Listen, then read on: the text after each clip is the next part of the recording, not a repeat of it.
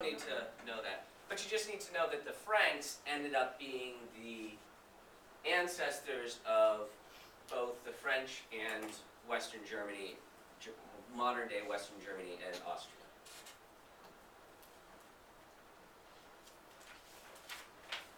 And did it just fall apart because he wasn't there to like rule it? Yeah, well he died.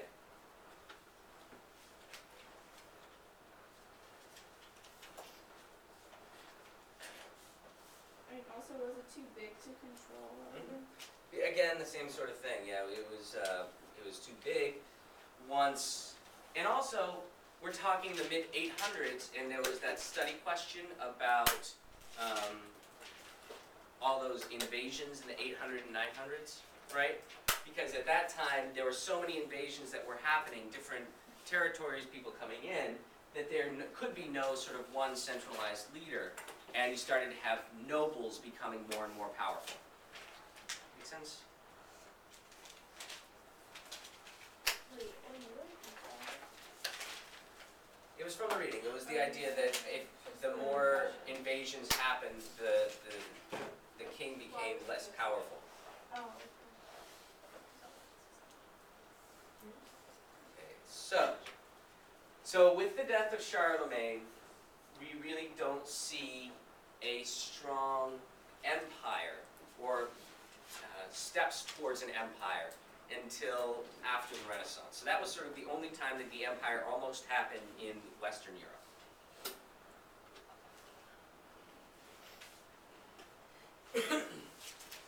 And with the Anglo-Saxons in England, you don't need to know much about this. We're going to sort of move just quickly past this. The important thing to know, I guess, it's more of just an interesting idea, is that the Angles and Saxons were part of that Germanic migration. And they fought against these people called the Celts. Who else had fought against the Celts? If I tell you that maybe there was a wall. Yes. What's that? Oh, I didn't hear. What's that? Was Augustine No, St. Patrick was.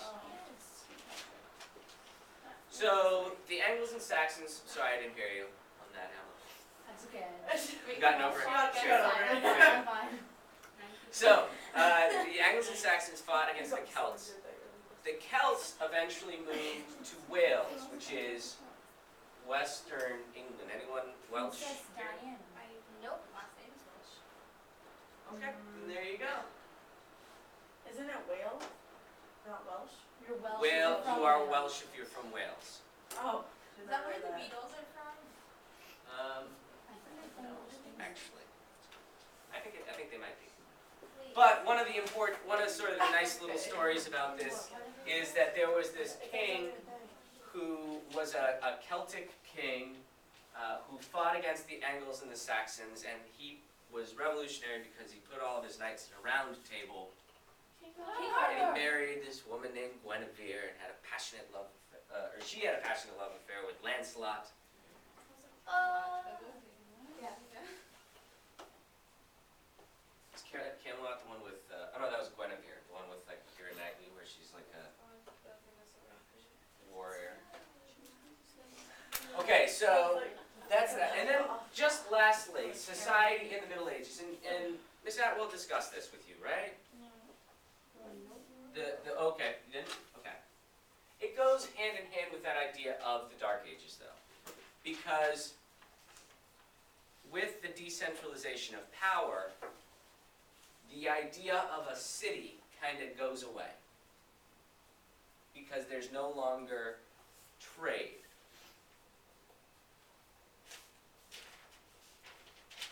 Because what do you need to have a stable trading economy?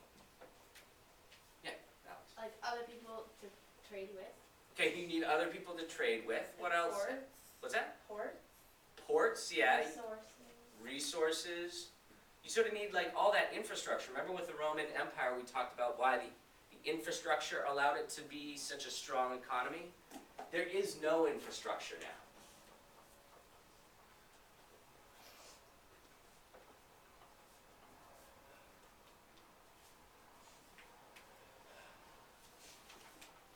Good.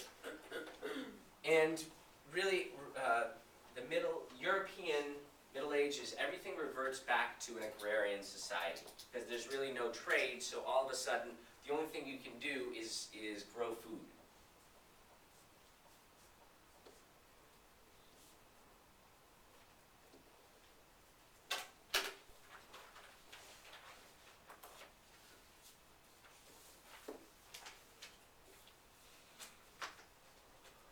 And this is also when we see serfdom.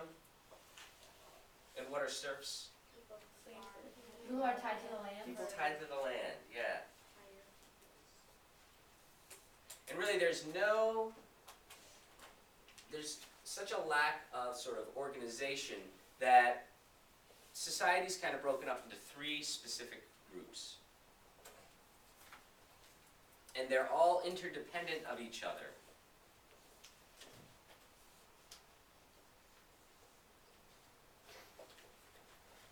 Right, the first group is the clergy. Right, they pray. Most of the clergy, because if you're in a church, if you're sort of leading a church, you're still sort of in the hierarchy. So this is actually where a lot of aristocratic Roman families from way back in the day ended up having influence, because their sons and daughters became monks and nuns, eventually bishops, because that's sort of where the power is still. Is this the highest class? Yeah. Like, are they above the kings and the nobles? No, but they wield sort of, I mean, there's no, like I said, there's no sort of hierarchy. It's just 3 independent groups that kind of work with each other, except for the serfs. I'd say that the knights and the bishops would sort of, sometimes the church would be more important, sometimes the knights would be more important. Remember there was the study question about why some bishops would take bribes or would start to become political.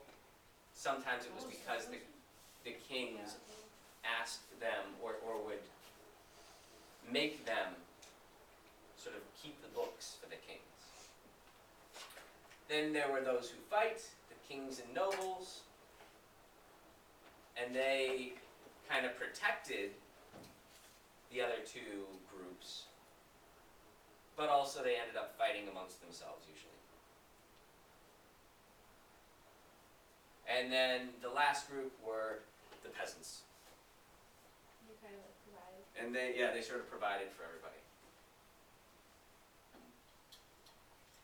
And do you think that there was necessarily upward mobility? If you were born a peasant, could you hope to become a noble? No. There was really no social mobility. Even though there are fantastic stories in the Middle Ages of the young farm boy who becomes a squire and becomes a really powerful knight and wins the tournament and falls in love with the princess and becomes king. Okay. So, any questions about any of this?